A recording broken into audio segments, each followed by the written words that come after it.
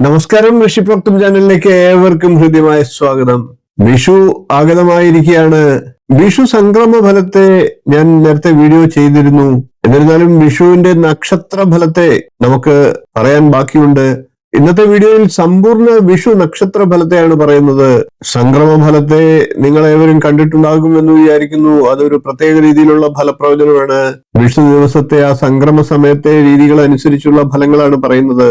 ഇപ്പോൾ പറയുന്നത് വിഷു സംക്രമത്തോടനുബന്ധിച്ചുള്ള ഗ്രഹങ്ങളുടെ സ്ഥിതി മൂലമുള്ള സമ്പൂർണ്ണ നക്ഷത്ര ഫലമാണ്. ഓരോ രാശിക്കൂറുകാരുടെയും പ്രത്യേകം ഫലങ്ങളാണ് പറഞ്ഞു പോകുന്നത്. ചെറിയ 12 വീഡിയോകളിലായിട്ട് നമുക്കത് പറഞ്ഞു പോകാം. വീഡിയോയിലേക്ക് കിടക്കാം. അതിനു മുമ്പ് ചാനൽ ഇതുവരെ സബ്സ്ക്രൈബ് ചെയ്യാത്തവരാണെങ്കിൽ ഒന്ന് സബ്സ്ക്രൈബ് ചെയ്യുക. അതോടൊപ്പം നോട്ടിഫിക്കേഷൻ ഒന്ന് ഓൺ ചെയ്ത് വെക്കുക. ചെറിയൊരു വീഡിയോ ആണ്. വീഡിയോ അവസാനം വരെ കാണുക. ഇനി നമുക്ക് മിഥുനക്കൂറുകാരുടെ സമ്പൂർണ്ണ വിഷുഫലത്തെ പറയാം. മിഥുനക്കൂറിൽ വരുന്നത് മകയിരത്തിന്റെ 2ാം പകുതി, തിരുവാതിര, പുണർദത്തിന്റെ 3/4 ഭാഗം എന്നീ നക്ഷത്രങ്ങളാണ്. മിഥുനക്കൂറുകാരെ സംബന്ധിച്ച് പല വിധത്തിലുള്ള ദുർച്ചെലവുകൾ മൂലം മനഃശാന്തി നഷ്ടപ്പെടാനുള്ള സാഹചര്യങ്ങൾ ഉണ്ടാകാം. എന്നാൽ ദശാകാലം, അപഹാരം എന്നിവ നല്ലതായിട്ടുള്ള ജാതകക്കാർക്ക് അനുകൂല ഫലങ്ങളിൽ ലഭിക്കുന്നതാണ്. എടുത്തുചാട്ടം മൂലം തിരുവാതിര നാളുകാർക്ക് പലവിധ അബദ്ധങ്ങൾ പറ്റാനുള്ള സാഹചര്യമുണ്ട്. അതിവൈകാരികമായിട്ടുള്ള ചില തീരുമാനങ്ങൾ എടുത്ത് മനഃശാന്തി നഷ്ടപ്പെടാം. മിഥുനക്കൂറിൽ വരുന്ന പുണർദ നക്ഷത്രക്കാർക്ക് അത് കൂടുതൽ ബാധിച്ചേക്കാം.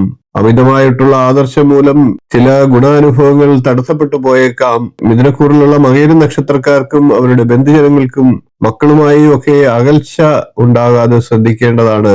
പൊതുവെ മിഥുനക്കൂറുകാരെ സംബന്ധിച്ച് അത്ര ശുഭകരമായിട്ടുള്ള വർഷമല്ല എന്ന് തന്നെ പറയണം.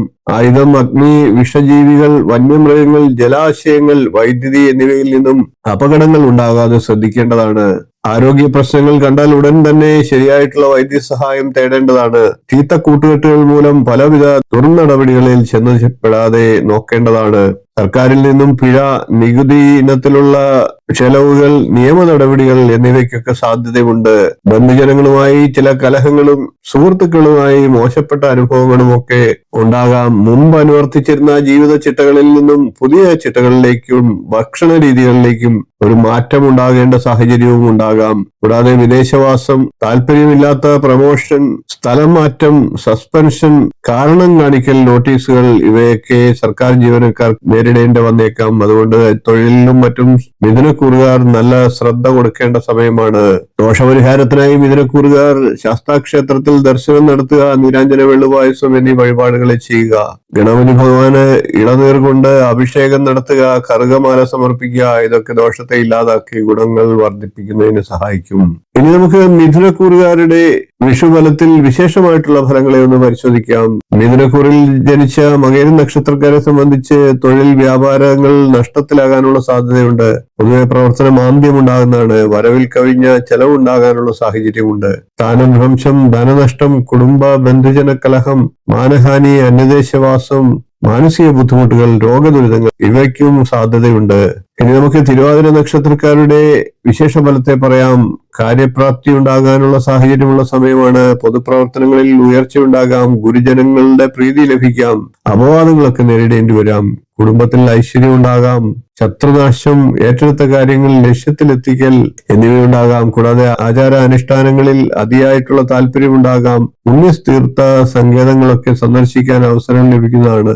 സ്നേഹിതർ, ശത്രുക്കൾ എന്നിവർ അകന്നു കഴിയാനുള്ള സാഹചര്യങ്ങൾ ഉണ്ടാകാം. കൂടാതെ ദൃഢനിശ്ചയവും ലക്ഷ്യബോധവും പുതിയ അവസരങ്ങൾക്ക് വഴിതെളിക്കുന്നതാണ്. കൈകാലുകളെ ബന്ധിക്കുന്ന രോഗാവസ്ഥയ്ക്കൊക്കെ സാധ്യതയുണ്ട്. ചികിത്സ തേടേണ്ടതായിട്ട് വന്നേക്കാം. ഇനി നമുക്ക് മിഥുനക്കൂറിൽ വരുന്ന പുണർന്ന നക്ഷത്രക്കാരുടെ ഫലത്തെ കൂടി പരിശോധിക്കാം. മിഥുനക്കൂറുകാരായിട്ടുള്ള പുണർന്ന നക്ഷത്രക്കാർക്ക് തൊഴിൽ ക്ലേശം, ധനനാശം, ഭൂമി നഷ്ടം, ശത്രുഭയം, സർക്കാർ സംബന്ധമായിട്ടുള്ള ദോഷങ്ങൾ, തസ്കര ഭയം, ഒടിവ്, ചതുവ്, മുറിവ്, നേത്രരോഗം, അഗ്നിഭയം, ആയുധം മൂലമുള്ള ബുദ്ധിമുട്ടുകൾ ഇവയ്ക്കൊക്കെ സാഹചര്യമുണ്ട്. വീഡിയോ ഇഷ്ടപ്പെട്ടുവെങ്കിൽ ലൈക്ക് ചെയ്യുക, ഷെയർ ചെയ്യുക, ചാനൽ ഒന്ന് സബ്സ്ക്രൈബ് ചെയ്യുക. നിങ്ങളുടെ അഭിപ്രായം കമന്റായിട്ട് അറിയിക്കുക. തുടർന്നുള്ള ദിവസങ്ങളിൽ മറ്റ് രാശിക്കാരുടെ സമ്പൂർണ്ണ വിഷുഫലവുമായി നമുക്ക് വീണ്ടും കാണാം. നന്ദി, നമസ്കാരം, ശുഭദിനം.